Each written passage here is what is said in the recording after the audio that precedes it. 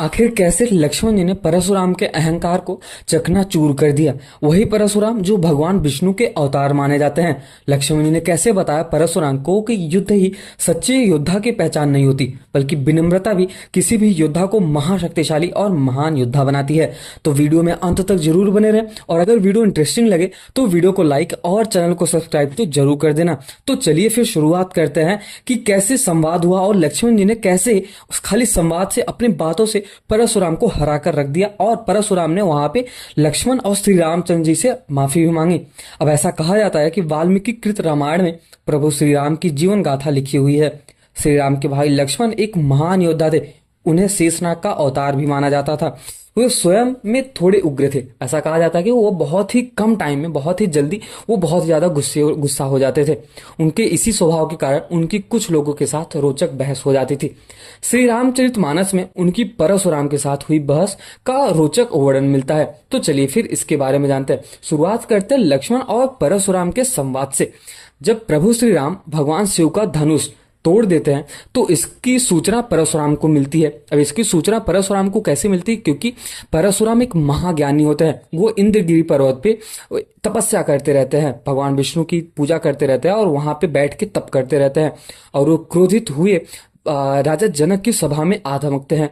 वहां जब वे श्री राम को भला बुरा कहने लगते हैं तब लक्ष्मण जी से रहा नहीं जाता, और फिर वो परशुराम का मजाक उड़ाते हुए कटु वचनों में शिक्षा देने लगते हैं। इस संवाद में शील, क्रोध, संयम और वीरता का बखान होता है। बाद में श्री राम लक्ष्मण का क्रोध शांत कर देते हैं। खलबली देखकर जनकपुरी की स्त्रियां व्याकुल हो गई।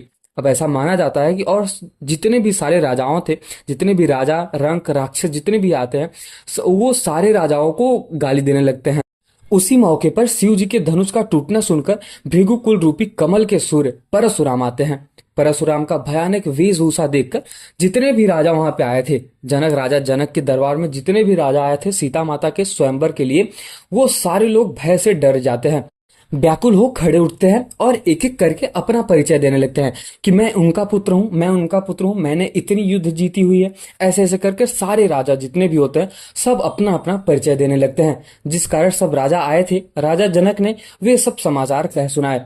जनक के वचन सुनकर परशुराम जी ने फिर कर दूसरी ओर देखा तो धनुष के टुकड़े पृथ्वी पड़े हुए दिखाई दिए। अत्यंत क्रोध में भरकर वे कठोर वचन बोले, रे मूर्ख जनक, बता धनुष किसने तोड़ा है? उसे शीघ्र ही दिखा, नहीं तो अरे मूर्ख, आज मैं जहां तक तेरा राज है वहां तक सारी पृथ्वी को उलट पलट कर रख दूंगा। तब श्री राम सब लोगों को भयभीत देकर और सीता जी को डरी हुई जानकर बोलते हैं कि उनके हृदय में कुछ हर्ष था न विषाद था। हे नाथ, शिव जी के धनुष को तोड़ने वाला आपका कोई एक दास ही होगा।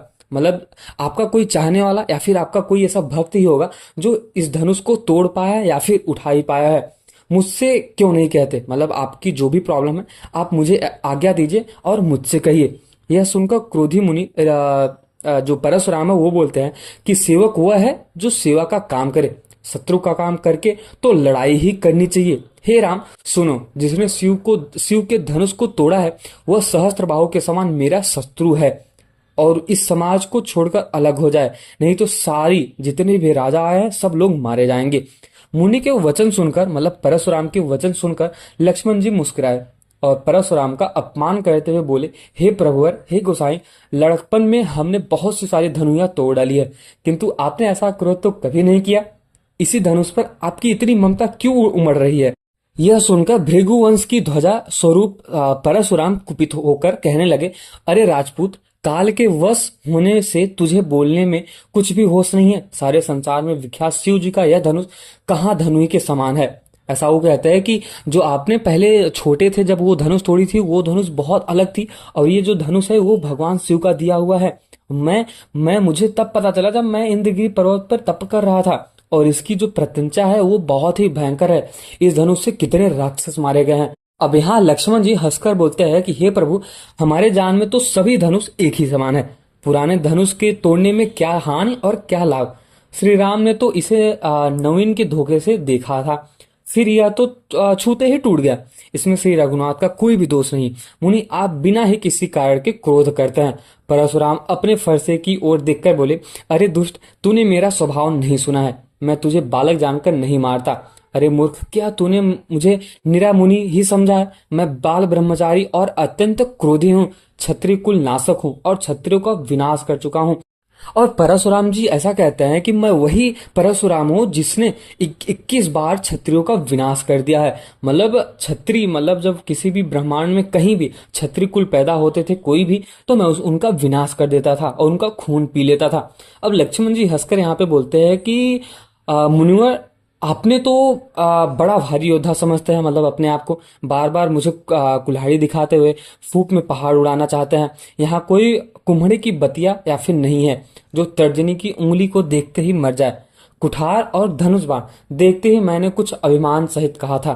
भृगुवंशी समझकर और यज्ञोपवीत देखकर तो आप कुछ कहते हैं, उसे मैं क्रोध को रोककर सह लेता हूँ। देवता, ब्राह्मण, भगवान के भक्त और गो, इन सब हमारे कुल की वीरता नहीं दिखाई जाती, क्योंकि इन्हें मारने पर हमें ब्रह्म दोष लगता है, ब्रह्म पाप लगता है, और इनसे हार जाने पर आप कीर्ति होती है। ऐसा कहता है कि अगर कोई हार जाता है तो हमारी थू थू होती है, बट अगर जीत जाते हैं तो हमें ब्रह्म दोष लगता है।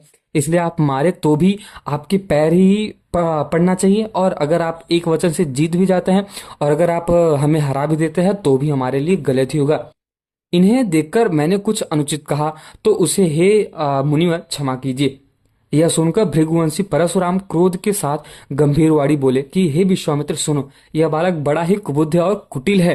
काल के वश होकर यह अपने कुल का घातक बनना चाहता है। यह सूर्यवंश रूपी पूर्ण चंद्र का कलंक है। यह बिल्कुल उदंड, मूर्ख और निडर है। अभी क्षण भर के लिए इसको हटा दीजिए, एक साइड कर दिए। मैं नहीं तो मेरे से बहुत ही ज्यादा अलग हो जाएगा, मेरे से बहुत ही ज्यादा गलत हो सकता है। तो वहां पे ऋषि विश्वामित्र जी लक्ष्मण जी को समझाते हैं और उनको बोलते हैं कि लक्ष्मण, अभी आप शांत हो जाओ, क्योंकि ये मुनिवर बहुत ही क्रोधित इंसान है, बहुत ही क्रोधित योद्धा माने जाते हैं। लक्ष्मण जी ने यहाँ पे कहा कि हे मुनि, आपका सुयश आपके रहते दूसरा कौन वर्णन कर सकता है? आपने अपने ही मुंह से अपनी करनी को बहुत ही अच्छी तरीके से वर्णित कर दिया है। इतने पर भी संतोष न हुआ तो फिर और कुछ कह डालिए। क्रोध रोककर आप दुख में मत रहिए। आप वीरता का व्रत धारण करने वाले धैर्यवान और क्षोभ रहित हैं। गाली देते हुए शोभा नहीं पाते। सूरवीर तो युद्ध में करनी करते हैं, कहकर अपनी बड़ाई और बखान नहीं करते। शत्रु को युद्ध में उपस्थित पाकर कायर ही अपने प्रताप की डींग मारते हैं। आप तो मानो काल को हाकर लगाकर बार बार उसे मेरे लिए बुलाते हैं। लक्ष्मण जी के इस कठोर वचन को सुनते ही परशुराम ने अपने भयानक फरसे को उठाकर हाथ में ले लिया और बोले, अब लोग मुझे दोष न दे। यह कड़वा बोलने वाला बालक मारे जाने के लिए योग्य है। इसे बालक देखकर मैंने बहुत ही बचाया, अब यह मुझसे नहीं रह जाएगा और अब ये मरने के योग्य ही है। अब यहाँ पे विश्वामित्र जी ने कहा कि अपराध क्षमा कीजिए, बालकों के दोष और गुण को साधु लोग नहीं गिनते। तीखी धार का कुठार मैं, दया रहित और क्रोधी, और यह गुरुद्रोही और अपराधी मेरे सामने उत्तर दे रहा है। इतने पर भी मैंने इसे बिना मारे छोड़ रहा हूँ। सो हे विश्वामित्र, केवल तुम्हारे प्रेम से ही नहीं तो इसे बहुत ही ज्यादा मार देता या फिर इसको मैं मार ही डालता। ऐसा करके वो बोलते हैं।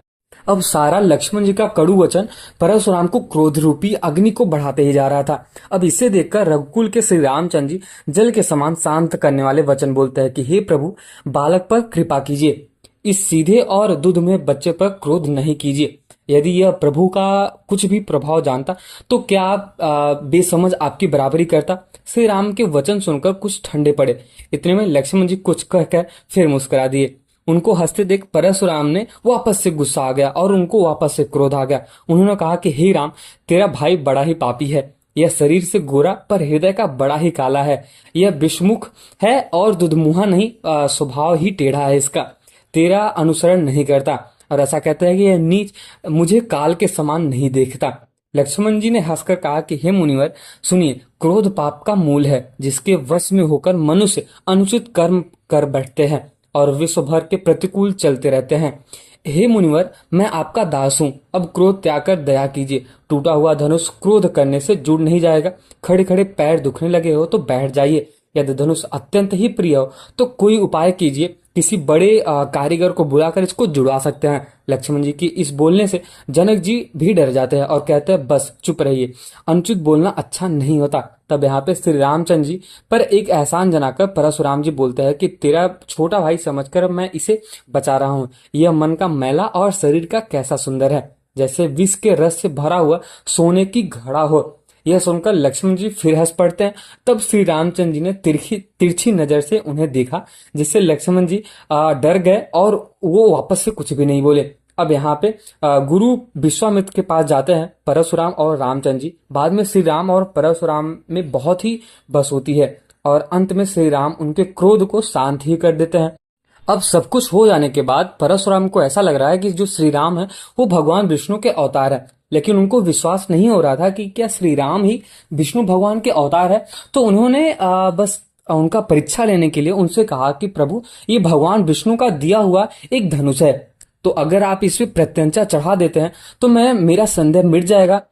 भगवान परशुराम श्री रामचंद्र जी को वो भगवान विष्णु का धनुष देते हैं और उनको बोलते हैं कि आप इसका प्रत्यंचा चढ़ाइए ताकि मेरा संदेह अत्यधिक पूरा जो भी है वो मिट जाए। और वहां पे श्री राम तो है ही भगवान विष्णु के अवतार, वो प्रत्यंचा चढ़ाते हैं और फिर उनको पूरी तरह से भगवान विष्णु की छवि दिखने लगती है। वहां पे फिर परशुराम वापस से उनसे माफी मांगते हैं और वापस जो प्रत्यंचा चढ़ाए होते हैं वो किसी एक पर्वत पे छोड़ देते हैं। अभी वो मुझे पर्वत का नाम तो याद नहीं आ रहा, बट वो किसी एक पर्वत पे छोड़ देते हैं जहां पे राक्षस वहां पे निवास करते रहते हैं। वहां पे सारे राक्षसों का विनाश भी हो जाता है और खुशी होकर परशुराम वापस लौट जाते हैं। और इसी प्रकार से देखा जाए तो लक्ष्मण जी ने परशुराम के अहंकार को हर एक बात से काट दिया और उनको कह सकते हैं तो हरा कर भी रख दिया। और फिर परशुराम वापस चले जाते हैं और जाते जाते लक्ष्मण जी परशुराम से माफी भी मांगते हैं कि अगर मुझ जैसे बालक से कोई भी गलती हो गई, बात में मैंने आपको कुछ भी कड़ू वचन कह दिया, फिर कुछ भी गलत कह दिया, तो आप हमें माफ करना। आप तो हमारे भगवान के तुल्य है, आप हमारे गुरु के तुल्य है और वैसे भी हमने आपकी बखान तो बहुत ही ज्यादा सुनी है, जैसा कि आपने भी हमें बता ही दिया है। तो इस प्रकार से भगवान परशुराम और लक्ष्मण का संवाद होता है, जिसमें लक्ष्मण जी कभी भी पीछे नहीं हटते, हर एक बात का उत्तर उनके पास होता है, जिससे परशुराम का माथा और भी खराब हो जाता है। तो अगर आपको ये वीडियो पसंद आया तो वीडियो को लाइक और चैनल को सब्सक्राइब तो जरूर कर देना और कमेंट सेक्शन में जाते जाते जय श्री राम और जय श्री परशुराम जरूर लिख के जाना। तब तक के लिए मिलते हैं किसी और वीडियो में, तब तक आप वीडियो को देखते रहें।